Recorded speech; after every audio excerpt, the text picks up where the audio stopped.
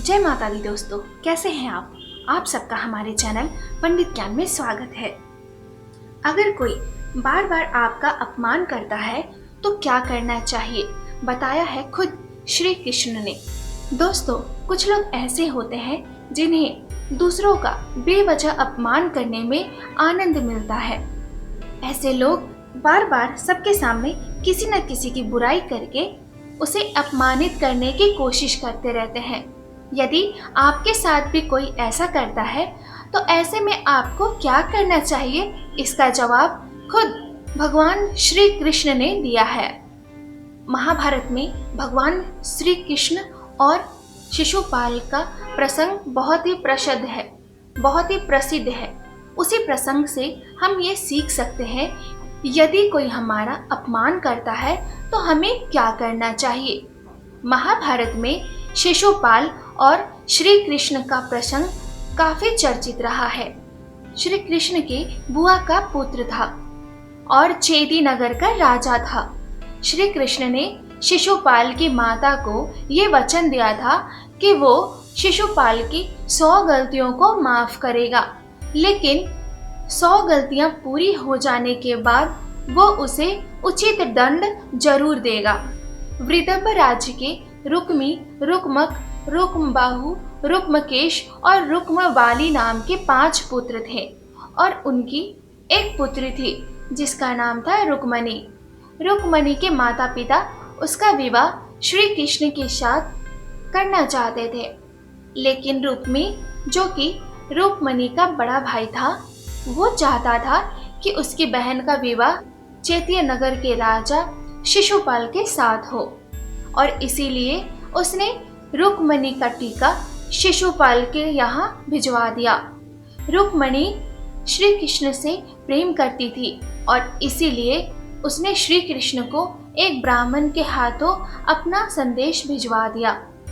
भगवान कृष्ण भी रुक्मणी को प्रेम करते थे और वो ये भी जानते थे कि रुक्मणी के माता पिता उसका विवाह उन्हीं के साथ करना चाहते हैं, लेकिन उनका बड़ा भाई रुक्मी श्री कृष्ण को अपना शत्रु मानता है, जिसके कारण वो ये विवाह नहीं होने दे रहा था।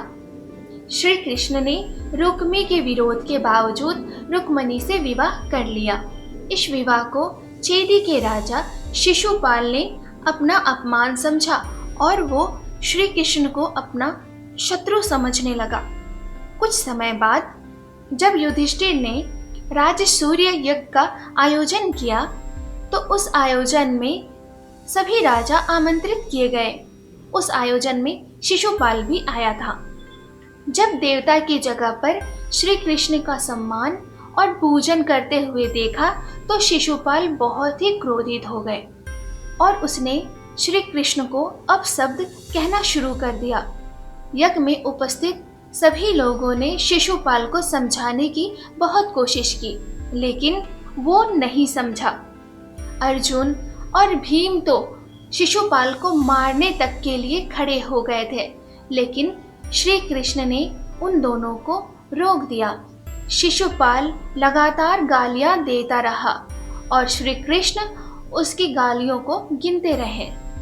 जब शिशुपाल ने 100 अपशब्द कह दिए तब श्री कृष्ण ने उससे कहा कि अब तुम रुक जाओ, वरना परिणाम अच्छा नहीं होगा। श्री कृष्ण के समझाने के बावजूद भी शिशुपाल नहीं रुक पाया और अपने अपशब्द को कहता रहा। श्री कृष्ण के समझाने के बाद शिशुपाल के मुंह से जैसे पहला अपशब्द निकला, श्री कृष्ण ने अपने सुदर्शन चक्र से उसका मस्तक काट दिया। दोस्तों, इस प्रसंग से हम ये सीख ले सकते हैं कि यदि कोई व्यक्ति बार बार हमारा अपमान करता है तो उसे हमें समझाने का पूरा प्रयास करना चाहिए, लेकिन यदि अगर बार बार समझाने के बावजूद वो व्यक्ति ना समझे और आपके मान सम्मान को ठेस पहुंचाता रहे तो फिर उसे उचित जवाब देना भी बहुत ज़रूरी होता है। ऐसे लोगों को चुप करने के लिए हमें श्रेष्ठ काम करना चाहिए और उसकी बातों को गलत साबित करना चाहिए।